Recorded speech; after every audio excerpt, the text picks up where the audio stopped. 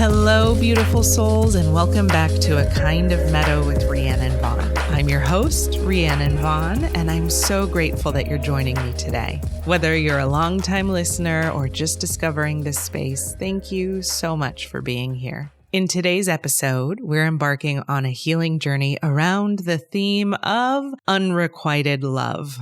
This experience can be both tender and challenging, and my hope is that through this session, we can explore and find some solace together. Now, our healing episodes are designed to create a special container that invites everyone who tunes in, and that means you, to participate in this process. The containers exist beyond time and space, meaning that whenever you listen, you can actually receive the healing as if you were present with me and my guides and the angels in the moment, because all of the healing happens, again, beyond time and space. So as you listen, know that this space is for you and that you are part of this collective healing. I'm so excited about this session. Today's session felt like it was less about changing things or healing broken things and more about illuminating things, reminding us of the bigger picture. We do spend some time aligning and rebalancing chakras and energy at the end to help integrate really what was a flood of channeled messages throughout.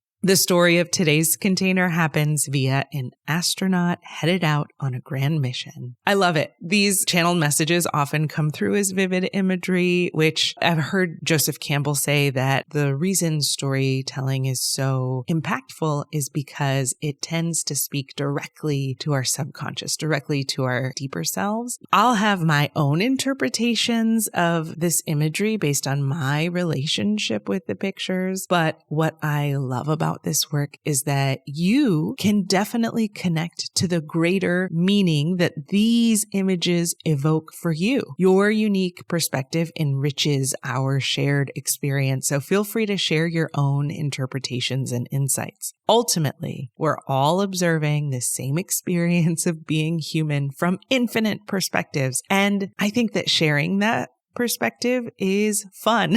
So let's embrace this journey with openness and curiosity, and I would love to hear what you find, what you feel, and what you experience. I think ultimately what I'm learning from my experience with channeling and listening to messages channeled by others is that each of us are a piece of the puzzle. Like, we don't have a piece of the puzzle. We are a piece of the puzzle. We can receive big information, but individually, we actually can't hold all of it. No one person is or has a key to truth because truth is not locked away anywhere. But we all hold a piece of it. And it's only when we share the many pieces that we can see the bigger picture of capital T truth. It's like those illusion posters made of tons of tiny photographs. Or it almost feels like a better metaphor for this is the magic eye posters of the 90s. And I say of the 90s because I don't know if I've seen one since then, where it's like an array of different pieces of color. And then if you just soften your gaze and step back, then a 3D image pops out. And I think it's only when you step back and look at all of it together that the 3D image happens. And so I think what happens is the picture can get distorted if we think that we hold all of the information by ourselves, or if we think that one person holds all of the information themselves. It would be like staring at one corner of the poster, which means you never get to see the magic part of this magic eye poster. All of that to say that your interpretations also contribute to the bigger picture. I love that this healing had so much information. And more than that, I love that the information was a lovely space girl story. It was a great reminder that while unrequited love feels like it's about someone else, everything always leads back to ourselves.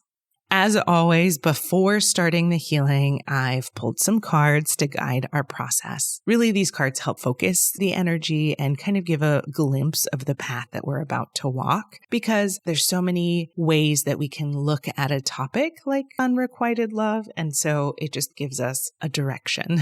So as I was shuffling the deck, 4 cards immediately popped out, and together they really carry a pretty powerful message about the journey that we're about to take. The first card is the 3 of Swords reversed, which shows us that the time of deep pain and heartbreak is actually beginning to pass. It's a pretty hopeful card that though the wounds may still be fresh, this card is actually a gentle reminder that healing is already underway. We're starting to move beyond the sorrow of unrequited love, and while it may be a slow process, there is light on the horizon. Next was the 5 of Pentacles, also reversed, which speaks to recovery from feelings of rejection and isolation. You know, unrequited love can absolutely make us feel alone, but this card reassures us that support is available. It's about finding your way back to warmth and security and knowing that you don't have to go through this journey alone. Then we have the Queen of Cups, also reversed, which points to the overwhelming emotions that can cloud our inner guidance. So this card encourages us to reconnect with our emotional well-being, and more than that, to reconnect with our intuition. It's a call to nurture ourselves, to set healthy boundaries, and to remember that it's okay to protect your heart without closing it off completely. And finally was the 2 of Wands, which represents a moment of reflection and planning. It's about looking ahead and contemplating the next steps on your journey. So while unrequited love may have left you at a crossroads, this card invites you to see the possibilities that lie ahead. It's a reminder that you have the power to choose a future that aligns with your true desires and values. And I think really this 2 of Wands, which the only card not reversed, it feels like ultimately this is the big lesson that we're going to explore. It's like the first 3 cards are kind of like where we're at. And the 2 of Wands is like, well, with that, what then? Getting back to with this information, with this location that we're at on our journey. Where do we want to go next? So as we step into this healing session, let's embrace the wisdom of these cards. They're guiding us towards a place of peace and empowerment, even amidst the challenges of unrequited love. So get cozy, open your heart, and let's begin this healing journey together.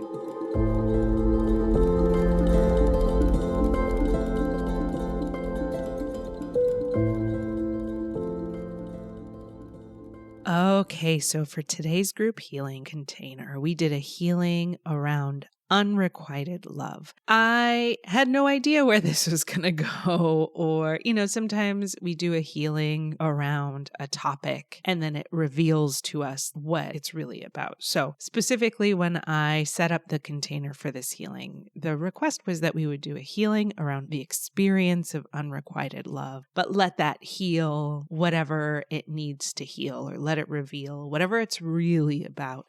Because maybe it's not even really about unrequited love. To give an example, sometimes we'll try to do a healing around abundance or money, and then something else shows up. So like in episode 4 of A Kind of F the Patriarchy with Kristen Slink, we did a healing around money, but ultimately the healing was really about healing a sense of belonging. And so I was really curious because of that, how this was going to show up. So I started no overnight container for this one. We went straight into it. So when I opened the container, and our container is always floating in space, I ground the container to the center of the earth. I plug the container into the center of the universe, which is cosmic source energy. So it's like as above, so below. Then I call in whatever planets or cosmic energies want to support the container from around the outside. And we had some comets, the kind with the trailing tails, wanted to float around, like orbit around the container. And then we had Saturn and Jupiter show up wanting to provide extra support. When those two planets showed up, I was like, okay, do we want to call the sun in to support this container? And there was a feeling like the sun energy was going to be coming in, but we didn't want to bring the sun too close because it would almost burn out the kind of energy that we were working with. We wanted the sun, but we wanted it from a distance. And then I said, what about the moon? Do we want to bring the moon in here too? And when I asked that, suddenly the moon showed up inside the container, and it felt like the moon is not going to support the healing container because in a way, we're going to be examining moon energy as part of this unrequited love. All of a sudden, I got the sense that it's not that the moon is going to be the place that we're examining. The container took the shape of a rocket ship. And so I got the feeling of like launching rocket ships, which made me think of a whole bunch of associations that I have with rocket ships. So like, I love you to the moon and back. Or I feel like there's a song, like a Beyonce song, Rockets and Waterfalls or something, like rocket ships. I feel like there's like a love song about rocket ships that Beyonce does that was playing in my head. And then the feeling of Abraham Hicks talks about rocket ships of desire. The rocket ship that was the container meant all of these things kind of at the same time, but we were on a rocket ship. Suddenly the container itself was a rocket ship to the moon. So we zoom in so this whole time we've been kind of floating in space outside, looking at the container from the outside. And then once the mission appeared, which was this rocket ship, all of a sudden it's like you were transported inside. We were transported inside this rocket ship, and you were on a mission to not the moon, but past the moon. It's like you were an astronaut and you were going on a journey that people hadn't quite gone on yet. Maybe there were other people who were going to be sent on this mission, but you were taking on a new mission that's a little further and deeper into space that was going to take longer than flying to the moon, maybe takes a few days, but this mission was going to take a lifetime. And really what it felt like was the experience of pre-life planning. Floating in space was kind of like we were transported to the void between lives. And it was this feeling that like, oh yes, I want to be an astronaut. Send me on the mission. Send me. And you had been training for this mission. We had gone inside the rocket to see that you were on a rocket ship going past the moon. So you're going to go further than the moon. And it wasn't necessarily that you were going to go to Mars, but you were on a mission. You had a destination in mind. And it had been decided by you and Houston or whatever NASA is. I think of Apollo 13. I'm like, Houston, we have a problem.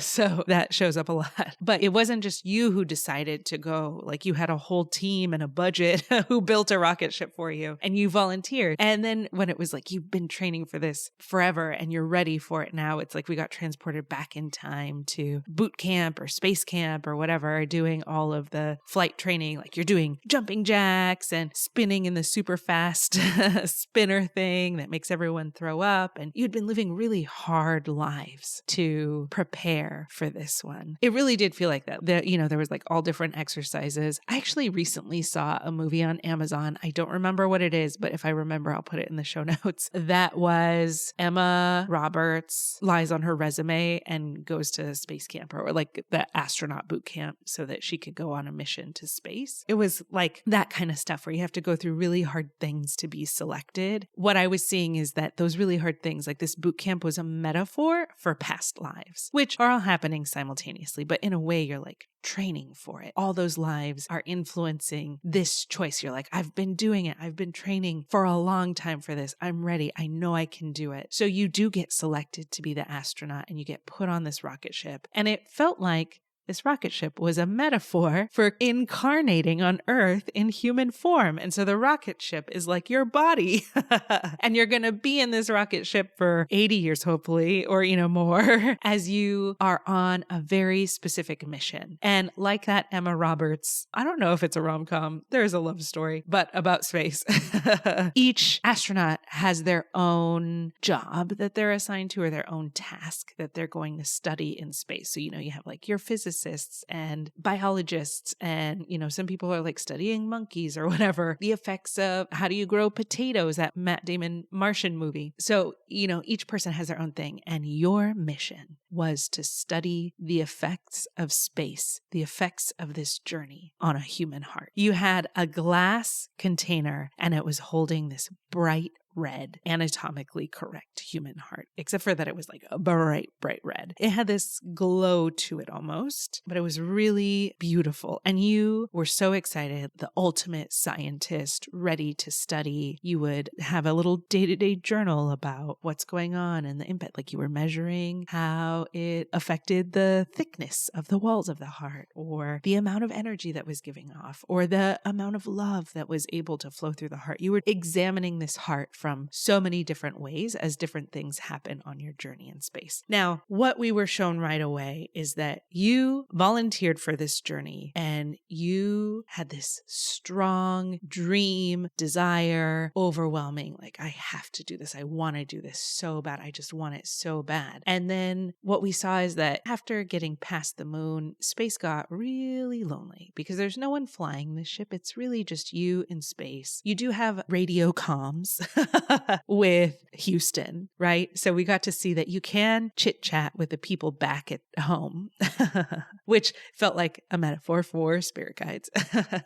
But you can't always, like, sometimes a solar flare will happen and it interferes with your ability to communicate, or you end up far enough in space and it's like the connection you can kind of hear, but you can't really hear it anymore. But the farther away you get from Houston, the harder it is to communicate back. And once this radio signal is gone, it feels really lonely. And as time goes by and it's just you wandering through space with this heart that you're studying, the time and the loneliness and the feelings that come from this loneliness almost cloud your ability to see what's happening. All of a sudden, the journal entries are like, why am I doing this? Why would I put myself through this? Why would I choose? This is horrible. Like, why couldn't they send me with a partner? I don't understand who in their right mind would want to experience. If I would have known that this is what it was going to be like, I probably wouldn't have volunteered. I thought it was going to be an adventure. I thought it was going to be exciting. So there were all of these stories. And suddenly it did feel like someone was asking, like, well, why did you want to be an astronaut? Why did you want to go on this space mission? And there was this feeling of like, I don't remember. I couldn't articulate it. What we were being shown is that part of the journey is forgetting that. Some people have their memories of why they wanted to go on this mission, and that's great. That's fine. Not everyone has that experience. And also, the why is just a story. And really what we were being shown is that you couldn't even articulate why you wanted to go on this mission if you wanted to, because it's an inexplicable pull. It's an inexplicable spark. And it was almost shown to us like the movie Soul, how Tina Fey's character was trying to find their spark. And the thing about the spark, this is something that has confused me incredibly. And I think a lot of it has to do with American culture and the way that we think about purpose and drive and ambition. They tend to relate to careers. And I even want to say that having a career hasn't been around very long. It's probably been around as long as marriage for love. You know what I mean? So both of those things have not existed for all time. Like, it feels like there's this feeling that, oh, maybe your mission to become a human or your drive on earth, that there's a thing, a career or something that you're meant to do. But that is trying to translate this spark into something tangible. And really, to be able to explain it means you'd have to know what kinds of jobs even exist in the future, because there are things today, like growing up for me, it would have been very weird if I was like, I want to be an influencer, because it wasn't a thing. It wasn't even on the radar. The idea of people having cameras in their pockets, like everyone doing it, or, I couldn't have wanted to come to Earth to be an influencer because it wouldn't have been anywhere I couldn't have known. But I could have had a very particular spark where I just really love beautiful things and I want to live a beautiful life. And so that's the thing that my spark is. But if someone were to ask me, why do you want to live a beautiful life? Like, why is that your spark? It'd be inexplicable, because if you really start to think about these things, then this is what the guides were showing me, that if you really start to think too hard about why you want to examine love on the earth. And it wasn't love. Like, why would you want to study a heart? What happens to a heart? What's the point of that? And it would be like, oh, you know what? That's true. Like, it doesn't pay very well. I might end up being middle class, or probably be really hard to get insurance, or I could do it the doctor way, but I guess I could go that path and it's already paved for me. But the more we start to explain why we have the spark, instead of just feeling the spark, letting the spark drive us, letting the spark exist, it like limits the spark. It puts it in a box. And really, like everything on the other side, symbols have it's like one spark is just like a word or whatever, but the spark is like so embedded with so much information that we can't comprehend, that by trying to define it or identify the why, it's almost like taking a slice of the entire spark to put under a microscope. Like, you know, a microscope slide, you don't put a whole flower under it. You take a sliver that fits on the slide and then you can examine it under a microscope. And so anytime we're trying to figure out like, why do I want to do this thing? It's like taking just a sliver of it and examining it under a microscope, where we can see like really detailed pieces or whatever, but we start to lose the bigger picture. So the moment that you started asking or hearing voices asking you like, why did you want to go on this mission in the first place? It's like it started to diminish the spark, which then also diminished the heart, would start to fade or start to contract or start to shrink in the container, because it's almost like the spark powered the mission. Without the spark, there is no mission. Then it was like, okay, well then I have this spark. And there was a lot of information encoded in this image of don't question the spark, like let the spark speak to you. You know, we hear it with Joseph Campbell saying, follow your bliss, or Bashar saying, follow your excitement. That really what that is it's our spark guiding our way. And our spark is our purpose. It's our greater mission. But again, our mission or our greater purpose is not going to be like, because I had all these questions when they were showing me this. So I was like, okay, so if my mission is to be a writer, and the guides were like, no. That's so limiting to come to Earth just to be a writer. Like that's such a narrow view of all that you can be. If you wanted to be a writer, it would lay out a map for you on where to go and how to do. But really, writing is how you communicate this information that you're getting from studying the heart. So it's like, you came here to study the effects of life on the heart and the effects of a very particular kind of mission on the human heart. And you can use writing to share your findings. You can use relationships to share your findings or study it further. You can use friendships or parenting or dancing or art of any kind, or be a cardiologist, or like there's so many ways that you can explore this. But the jobs or the writing a book or writing a screenplay or whatever, that's just one way to share the information. But even just engaging in relationships is a way that you share this information. So suddenly it felt like I was being shown lots of times in my life where I had unrequited love, which meant that in this situation, you too were given like all these situations where it felt like you had unrequited love, and the ways that it showed up from your family of origin, the ways that it showed up in your elementary school crushes or high school relationships or middle school relationships or college relationships, your friendships, your adult friendships and childhood friendships, even like writing to pen pals and not necessarily getting the writing back. There were also examples of relationships where the love was reciprocated, but it was in a way that was still at your expense. And so it was still unrequited, because it's almost like in a narcissistic relationship, there is, this need for validation, which feels incredible to be in, because it's like you get the love bombing. And so it feels requited right from the beginning. You're, like it feels like you're loved and great. And a narcissist has a very deep need for validation, and you are happy to fulfill that need. Like it becomes this, like, I have a purpose and my purpose is to validate you. And it can feel amazing to be appreciated for your opinion. It can feel amazing to pour into someone else because that's what love feels like. But really what we were being shown in the examples of where it was messy and sloppy or completely one-sided, there were examples of times where I was like fully in love with boys who would not give me, didn't notice that I existed.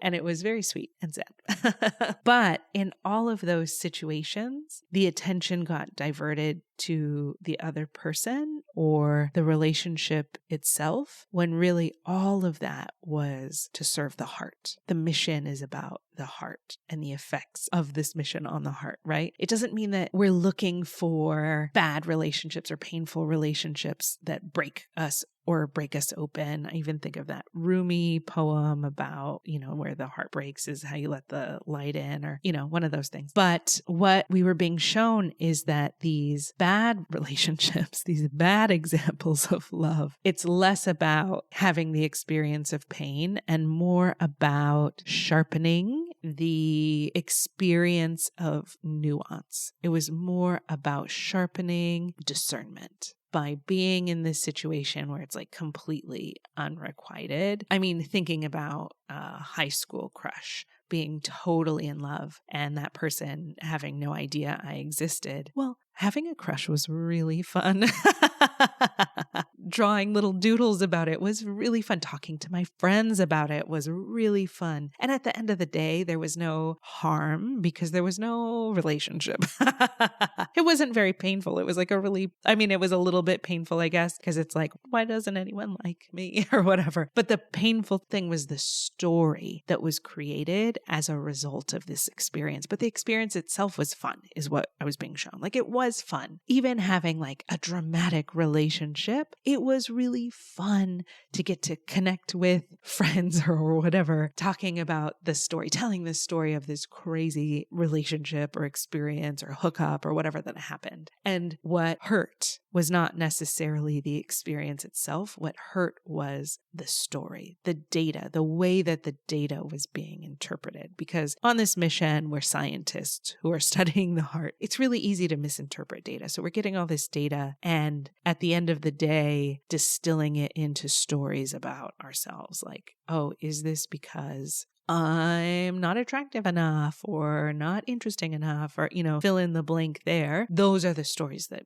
become really painful. Those are the experiences that break our heart, not the beginning and endings of relationships, because that's a very natural experience. Maybe something happens and your life changes and you had to move away as a kid. And that is a very natural experience that a lot of people have. What makes it painful is the story that like, oh, I never get what I want or blah, blah, like the stories, the things that we were deciding about ourselves because this event happened is where all the pain was. When really what the guides were reminding us is that there is no good, there is no bad. Everything is neutral in a way. And when we decide to go on these missions, we're good little scientists who will be neutral observers. But once we start, like the longer we're on the mission, the more stories we start to pile up, and it creates these biases that then kind of corrupt our analysis of the data, which is why it's super important to have peer-reviewed studies or people to be able to replicate the studies.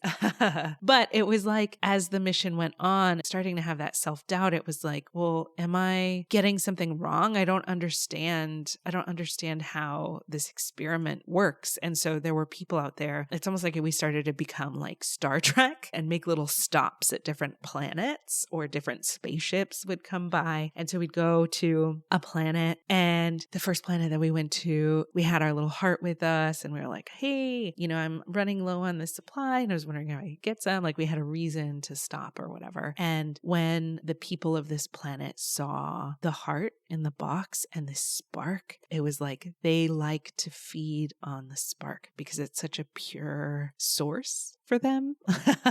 It's like they wanted to consume the heart. So then they started, like at first it was really charming and like, oh yeah, we're happy to help you here and feeling really grateful. Like, thank you so much. But then once we realized like, oh shit, they're trying to eat the heart. They're trying to kill you so that they can eat the heart so that they can have the spark. Then it was like a mad dash back to the ship and taking off. And it was like, whew, narrowly escaped that one. It was terrifying. But there are people out there who, when they see the spark, they can't help but want to consume it because they forgot where theirs is, or they think that they can only get in touch with that spark through consuming it from someone else. The next planet where we stopped, or it was really disturbing. And then I was like, okay, well, maybe I can find help from somewhere else. The next planet where we stopped was a really different environment where the previous one was like really bright and fiery almost, where the one where they were trying to consume the heart. This next one was really dark and cold, and dark not in like a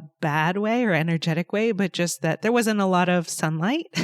And so getting off the rocket ship, you came out with the heart in the container, this like clear box, and the spark is really bright. The heart is really bright. So you went to go say hi to the people of this planet, and it was like, no, that's too much. You're too much. It's too bright. And it was like they couldn't handle the brightness of the spark. And so it kind of felt like, oh shoot, am I too much? Am I, burning people? Am I hurting people because this one person shielded their eyes at the sight of your heart? It's like, oh man, I don't want to hurt people, but I'm hurting this person. And so it was really internalized. And then again, we rushed off the planet, and then we kept going on these various space missions. So it did feel very much like Star Trek TV series where it was like a different planet all the time. It was like these different planets were metaphors for different relationships or experiences where people were trying to hurt our heart, not hurt it, but to like consume it or blot it out or push it away. There was even the experience of like about to go to a planet and the spaceships interfered and tried to shoot us down. Like, I don't think so. You better get that out. And it felt like a metaphor for trying to have a relationship with someone, and it's not even the person that's rejecting you, it's the people around them. Someone coming in and kind of playing defense. And it feels really hard because it's like, no, but I want to go to that planet, and that planet is welcoming me. And it feels really unfair that someone else has the power to stop me, to push me away, to shoot me down, have war or whatever. And so it feels like, oh, if only this person wasn't interfering, then I could have rest or respite in this planet. But what the guides were showing was that no, that if this person is meddling or sabotaging, then it still isn't your place. Like, it's not part of your mission to land there and settle down or whatever. You need to continue. Stop thinking about the planets. Stop thinking about the interference. Stop thinking about what's going on here. Because really, these are all detours on your journey. You're headed somewhere else. And it's really easy to think that they're part of the mission. And in a way, they are. They are all different data points for this mission. And it's nice because it feels like being in the spaceship and going straight to the destination without any detours is so dark and lonely and sad. And we lost communication with Houston a long time ago. And so I don't want to be alone this whole time. I don't. It shouldn't be a mission where I have to be alone. I need help and I want others to be a part of it. And so it's not that these are distractions from the mission. It's part of it. We need them to make it to our final destination. But also the way that we're being welcomed or not welcomed is information about how long to stay. So if someone else is trying to sabotage, it is like, sure, maybe you can outmaneuver them, like Star Wars, but not the movie. I'm thinking of Star Tours at Disneyland, where you're like a cruise ship enjoying a space tour and people are starting to shoot you down and you can outmaneuver them and land on this planet, sure. But at the end of the day, there's always the threat of this. And so it's not home. Your mission isn't trying to make this violence work for you.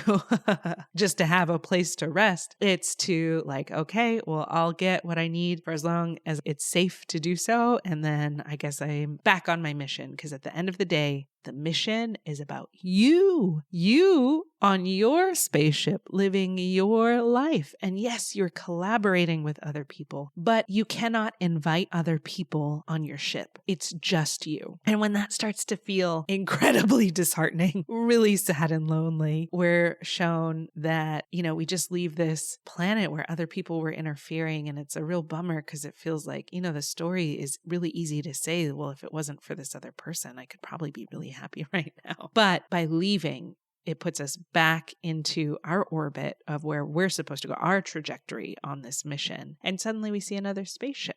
And it's like side by side with us. And at first it's like, oh my God, is that? And yeah, we're like both looking at each other through the window. It's really cute. We get on our radios and communicate. And it's like, oh my God, I didn't know anyone else was out here. And it's such a relief. Like, it feels so incredible to be able to chat with someone who's on the same journey, who's been through similar things, or maybe their journey's like wildly different. But the fact that we're both here right now is incredible. It feels so amazing. And we're so far from everything that we know. Isn't it wild? I can't believe that I'm seeing you. And it's just such a nice, like, we thought the planet was going to be respite, but it's this journeying together that feels like, oh, I can exhale. I can take a breath. I can laugh. I can dance. I can have fun. I can play. The thing that we're reminded is that if we get distracted by the experiences that are pushing us away, that are helping us develop our sense of discernment, so that if it were to happen again, the lesson that we learn is that we don't have to pour to prove anything to anyone. Oh, because this is the thing that the guides were saying. The way that our discernment is developed is because if we forget that it's about us and our mission is about honoring the spark, right? It's almost like coming to Earth is a different energy or like density than the other side. The other side, like the spark, is just pure light. But because there's whatever the filter or it's like we're in the image that's coming to my head is when I was a kid, there were these fish tanks that you could buy where you used gel. They had like plastic fish or something, but you almost made your own art aquarium using this gel, and you could float your little fish and the seaweed or whatever and make a cute little aquarium. But that gel, that see-through gel, it's like that's the texture of crossing over into this life. Suddenly you go from being pure light to the spark can become a flame here. It can't necessarily be a flame over there because there's no fuel for the fire, but there's lots of fuel for the fire here. So ultimately we go on this journey so that this spark can become a flame. And we have to experience that sometimes our flame does burn others. Sometimes other people can put out our flame. Some things feed the fire and make it really brilliant and beautiful, and some things smother it. And we're on a journey to learn how to nurture this fire ultimately. So the experiences that we have enhance our discernment because we get to learn the lesson of, oh, this kind of dynamic really blots out my fire, or this kind of dynamic makes it feel like I'm hurting this person and I don't necessarily want to do that. Now, in these dynamics, you of course can work together because there are always going to be situations where you go to a planet, you're like really unknown. And at first they're like, I don't know about you. And you're like, well, I don't know about you. And you have a cultural exchange and it's really beautiful and you end up staying for a while, or you're like, you know what, this is where I'm going to spend the rest of my life. And it's a beautiful experience. You have to be able to put down the weapons. You have to be able to live peacefully with each other. And so if that's not happening, then we can use that as information of like, oh, this person, I might end up dinner or whatever. I might get burned at the stake in this place. And so let me see if there's somewhere else that fans the flames of this. And by studying the heart, by looking to the heart, we can see what effect this has. But where it really gets distorted is when we start creating these stories about how we're bad, wrong, maybe it's me. Yeah, I even saw that it was starting to feel like, oh, it's because I got a bad body, isn't it? If I would have just gotten a better body, then maybe people would have loved me more. Or, my brain, I got a bad brain. But we chose the rocket ship that we got. We chose chose this particular body and this particular brain. One of the experiences I have is that I am neurodivergent. I have ADHD. I have OCD. I may or may not be autistic. It's hard to tell because so many things overlap. I tend to have a really logical brain. I have a really hard time with social cues. I love social experiences, but I misinterpret things all the time. And so I think it makes me weird. So this unrequited love stuff, going to a planet and, being treated like a problem or, I could feel the sense of like, oh, if I had a different brain, maybe I would have more experiences of love reciprocated. And what I was being shown was no. It becomes a problem when we start blaming the body because we do have the perfect vehicle for what we're experiencing. And again, if we just stay the course, there are going to be other people who cross our paths, and it's going to be such a relief and an excitement to be on the same journey because they're actually at your speed, at your frequency. You can radio with them.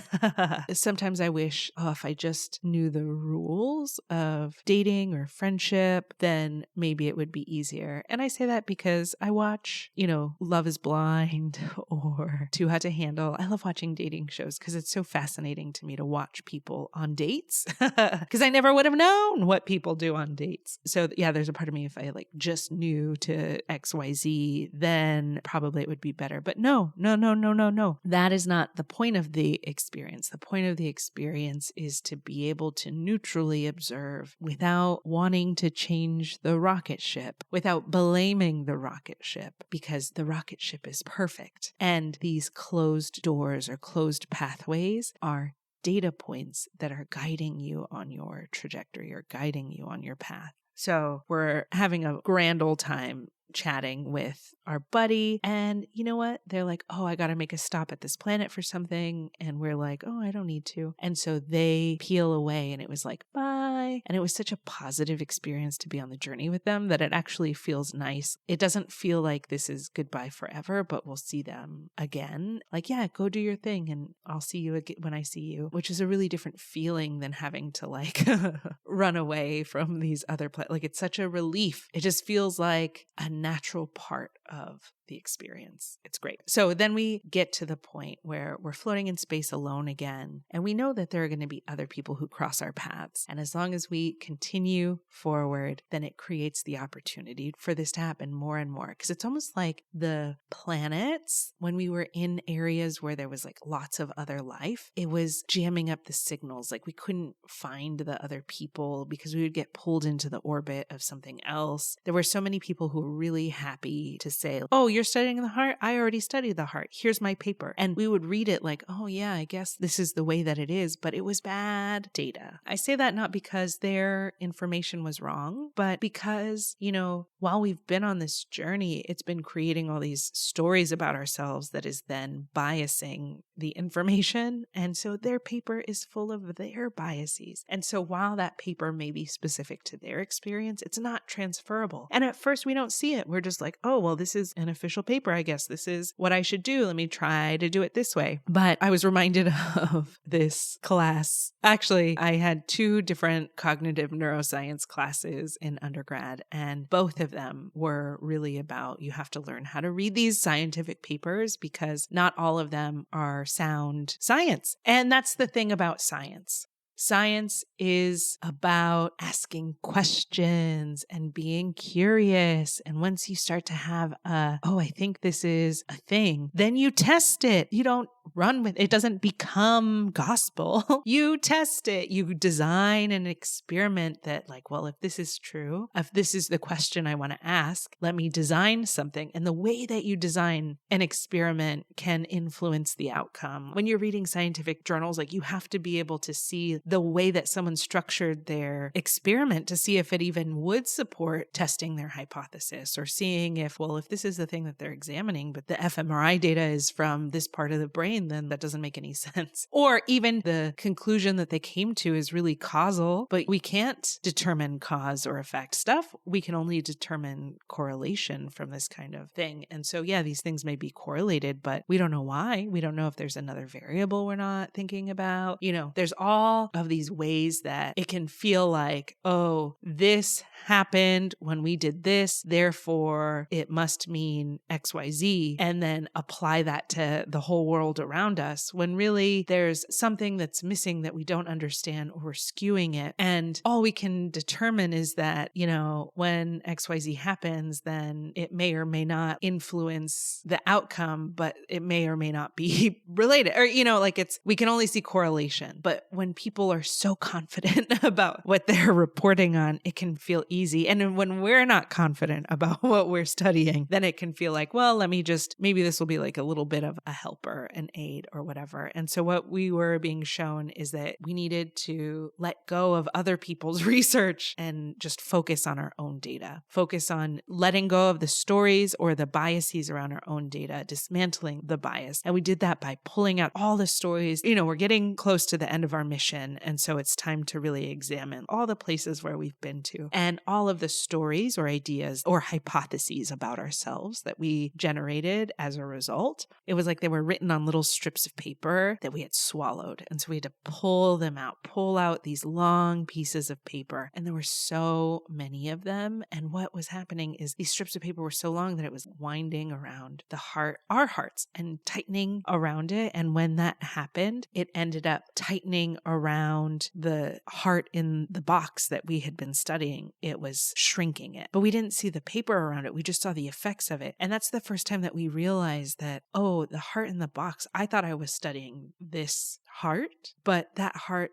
is my heart. The real experiment is on me, and it's inside of me. And the image that they were showing too about how could other people be so disrespectful or have a full disregard for how what they're doing is hurting me physically. The example that I was given was how, with brushing someone else's hair, I grew up with a lot of really curly, very thick hair, and having my mom brush my hair was so painful. It was so painful. But now I have a child with incredibly curly hair. And to me, trying to comb out his hair, it's like so painful for him. And I'm like, I know, but we got to get the knots out. I don't have the sensation, so I can't feel when it's hurting him. So I don't know how hard I can pull or what I can do to lessen the pain because I don't even know where the pain is. You know what I mean? I have no sensation of it. And so to me, it's just like, well, I have a job to do. I need to detangle. And that's what was happening with other people in our heart. It's like they were curious too about our heart. They wanted to see it, but they were studying this heart in a box and not feeling the physical sensation. So they were a little more rough with it because they were like, yeah, well, I just need to study it. We need to do this thing. We need to run this test. So yeah, it was the difference between brushing your own hair versus having someone else brush your hair and vice versa, like you brushing someone else's hair versus brushing your own hair. Once we realized that the heart in the box was actually our heart, we could see that it was a hologram this whole time, and the box disappeared and the heart went back into our heart space. The thing that we were being asked to do is to let go of all the conclusions that we drew and focus more on what happened. Here's the thing that happened, and it doesn't mean anything about me. And you know what? The heart kept working the whole time. And isn't that cool? And really, once we started to realize and report these stories, it was really fun to tell the story of this drama.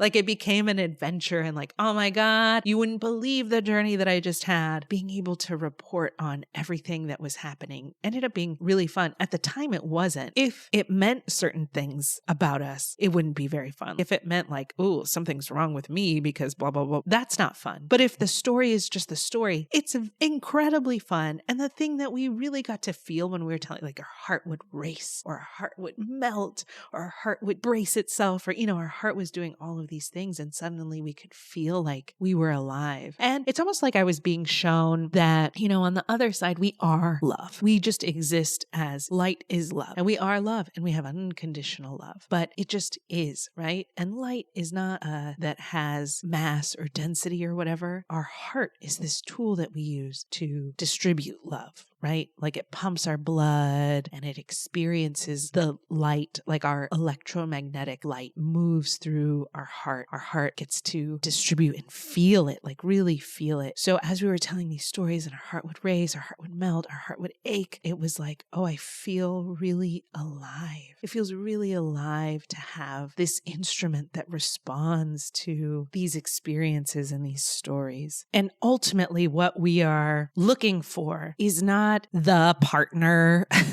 or the people, the family, the friends, even though that all enhances our experience to not be alone in some void. We want people to orbit in our lives. We want to have these detours and stopovers that are crazy episodes of our lives. But ultimately, it still comes back to us. And so even in situations where it felt unrequited, you still had love pouring through you. And ultimately, that is what we need to remember. As long as we're capable of love, that's all that matters, because we're going to be pushed and guided to where that love can pour into something that is reciprocal. We're always being guided. It's just information. It's not good or bad. It's for us. It's important. And our hearts are the most important. So as long as we're coming back to our hearts, that's all that matters. So then once we get to this new planet, we're telling the stories, we realize as long as we let go of what it means about us, that doesn't matter because we made it. We are who we've always been, and we are love, and we get to express it in all these ways. So then we get out of the rocket ship and our legs are kind of wobbledy and jello-y, and it's been a long time. I have to get used to gravity again. During that, there's a celebration that we made it, we're back, and there's music, and as the music's playing, you get to feel your heartbeat and your body move to the beat of the music, which is the beat of your heart, which is the story of your love. It felt like we're really being called to dance more, to play more, to love more, and let it happen freely, because the more that you put it out, the more that it comes back. I'm not necessarily a person who wants to, like, I'm married and I have kids, and I don't want to date or, I don't want to love romantically necessarily, but I do love making friends, or, I want to make friends. I want to love people. And there are lots of ways that people can show up into our lives where we can share that love.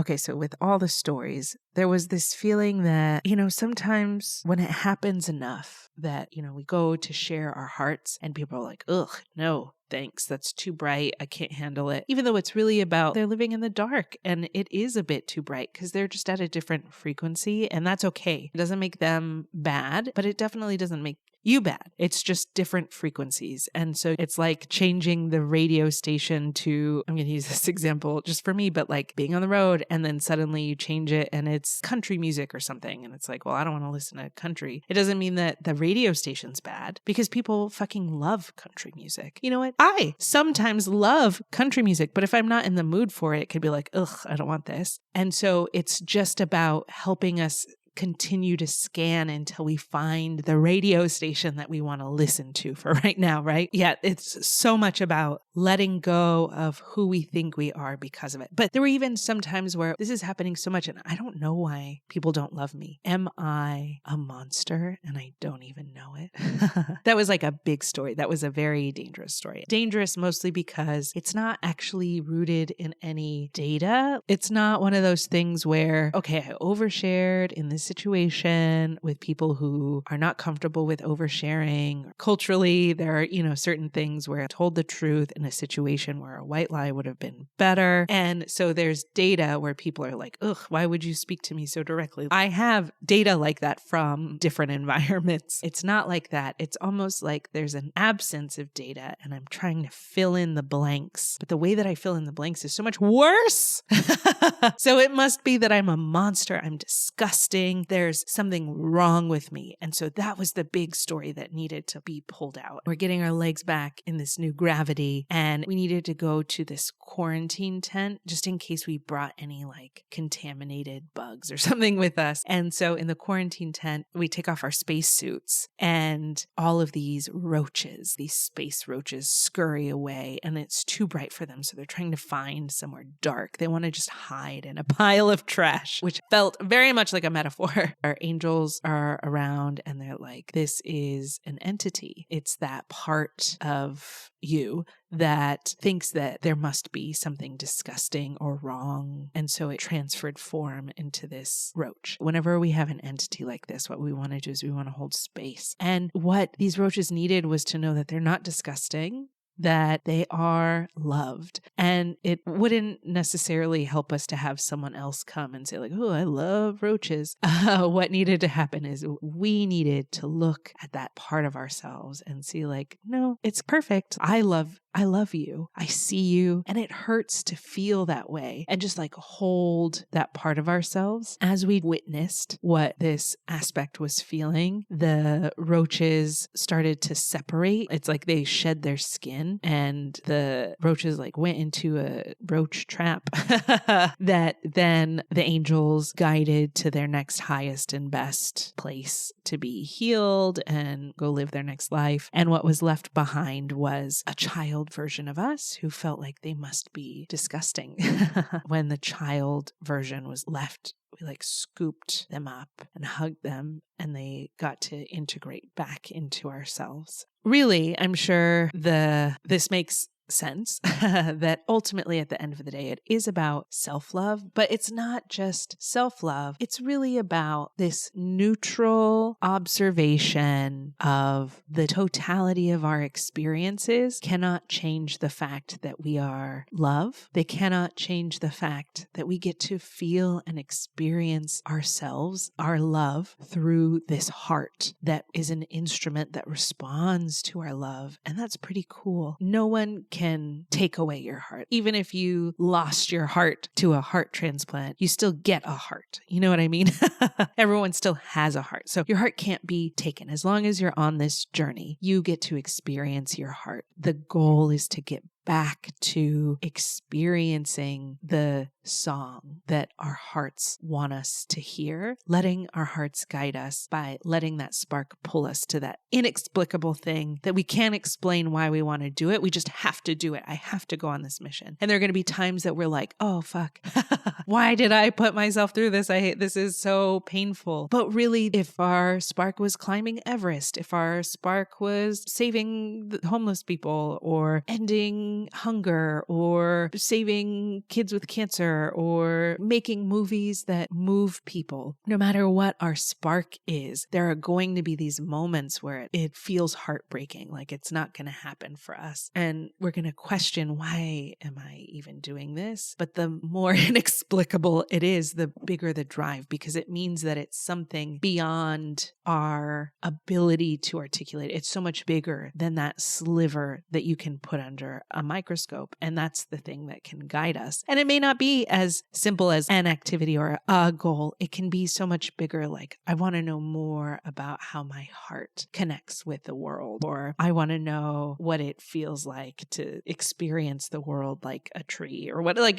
you know what I mean? Like things that don't make any sense, but are real things that you can experience in this world. So continue to love because you are love. And even if we shut off our heart, or it feels like we're blocking it off or building walls or whatever, the love is still there. Your heart is still there, which means the walls can always come down. As long as we don't take on the stories of what we think it means about ourselves, we can always let those go. What I saw too is that we can always let the stories go, but we may not know what it means to live life without those stories. So it's going to take a minute. Someone has opened the door to the bird cage, but we don't know how to fly yet, but we'll get there. All we have to do is take the first step to get closer out of the cage. So after we let the entities go and we reintegrated this aspect of ourselves, then I did Reiki, like full body Reiki, starting at the crown and really clearing out all of these stories, all of these conclusions that were drawn because of this data, and just throwing them into the fire, scrubbing it out. I really focused on cleansing the brain, and there was a lot of programming. There were, other people's research papers. We pulled those out and threw it into the fire. There were stories and love stories and Disney movies and all kinds of research that was feeding into this programming that was on a thumb drive. It was so limiting. It was so narrow, especially because a lot of the journey about experiencing the heart, all of those stories seem to be about romantic love, but there's so many different ways to express love, even if it's dancing by yourself, even if it's playing on the internet, even if it's,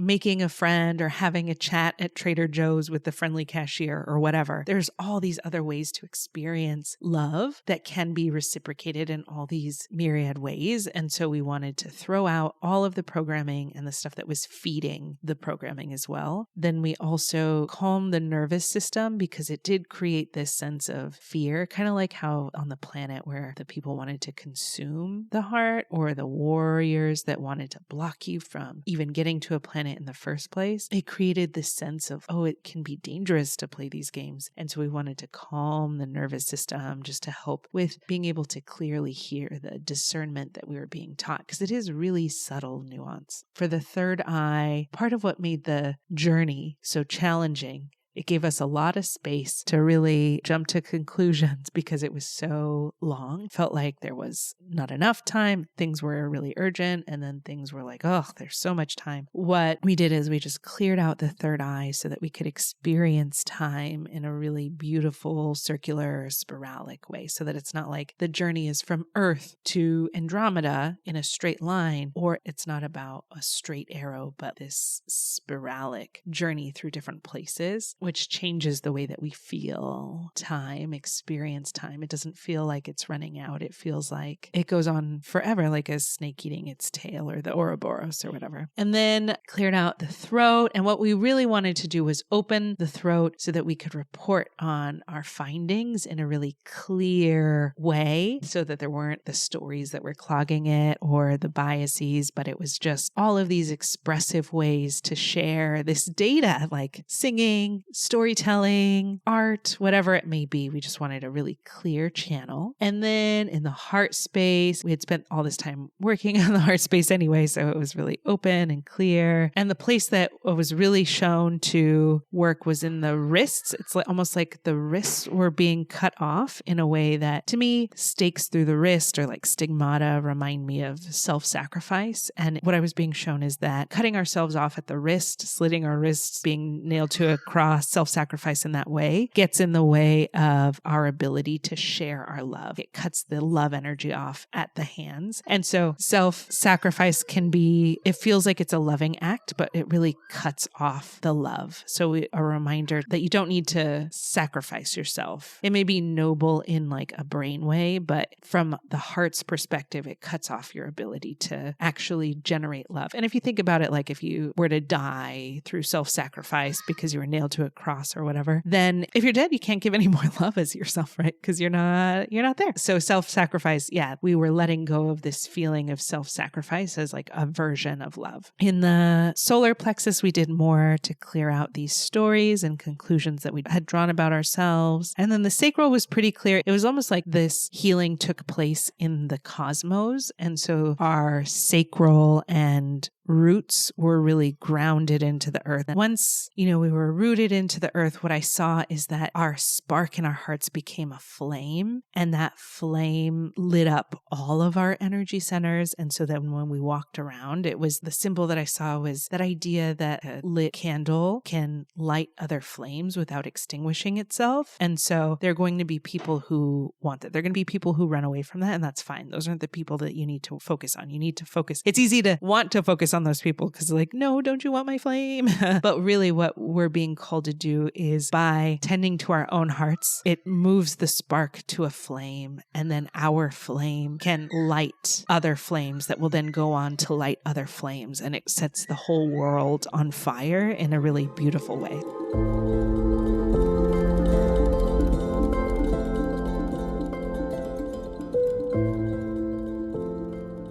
Wow, what an incredible journey we've been on today. Thank you so much for joining me in this healing session focused on unrequited love. I hope you found the insights and healing energy as impactful and enlightening as I did.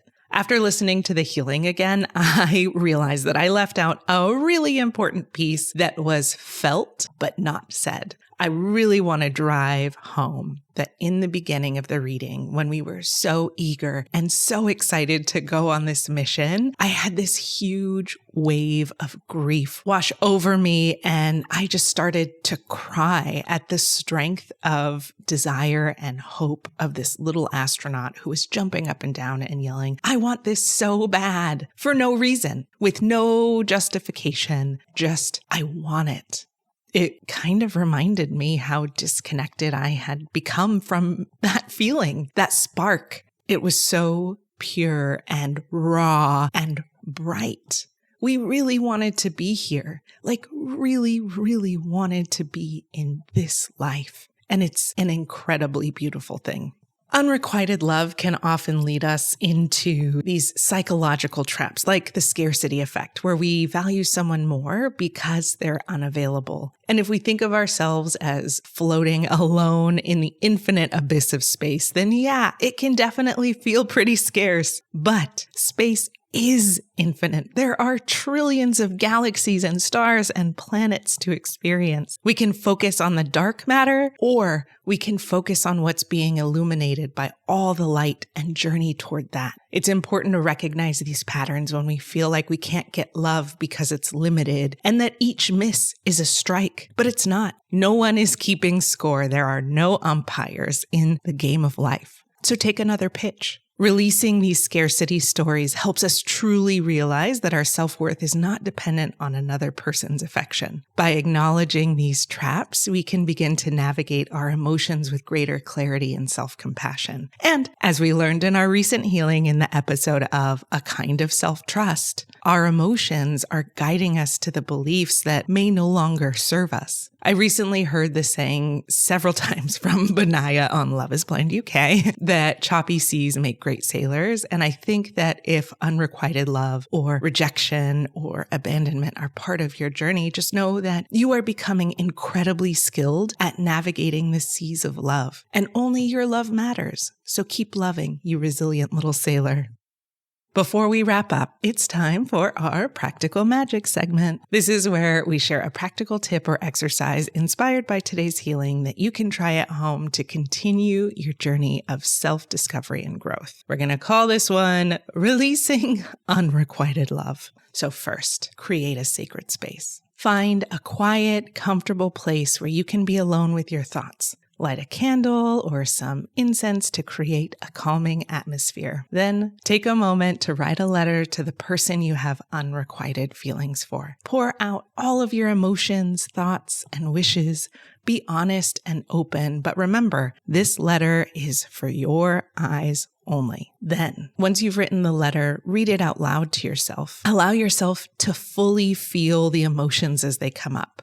Acknowledge the depth of your feelings and the love flowing through you. Take a moment to recognize that you are capable of such profound love. Then safely burn the letter. As the paper turns to ash, visualize your feelings of unrequited love being released and transformed into healing energy. After releasing the letter, take a soothing bath or shower. Use this time to nurture yourself, imagining the water as pure, unconditional love from source. Visualize this unconditional love washing away any lingering sadness or longing and filling you back up. Remember, it's not love lost because you are an infinite wellspring of love. Affirm your worth and remind yourself of the love and joy you deserve. After your ritual, take a few moments to journal about the experience. How did it feel to release those emotions? What insights or feelings arose during the process? What discernment might you have developed through this experience? Remember, this exercise is all about honoring your emotions and creating space for healing and self-love. By releasing unrequited love, you're making room for new, fulfilling experiences and connections. As the saying actually goes, a smooth sea never made a skilled sailor. It's through navigating these choppy seas that we become stronger, more resilient, and capable of holding incredible nuance. If you enjoyed today's episode, I would love to hear your thoughts. Please subscribe, rate us 5 stars, and leave a review on Apple Podcasts or Spotify. Your feedback helps us reach more listeners and share the healing energy with the world. Stay tuned for our next episode where we'll have an enlightening healing around releasing a Tower card of a year with actor, writer, and comedian Madison Shepherd. You won't want to miss it. I hope you find clarity and ignite your inner spark from this episode, and that it opens the door to discernment and new beginnings as you journey forward on your path. Remember, the journey of healing is not just about letting go, but also about rediscovering the pure, raw, and bright spark within you that guides you toward your true desires. Keep embracing your true self and nurturing your inner light. Thank you for being here with me, and until next time, I'll see you on A Kind of Meadow with Rhiannon Vaughn.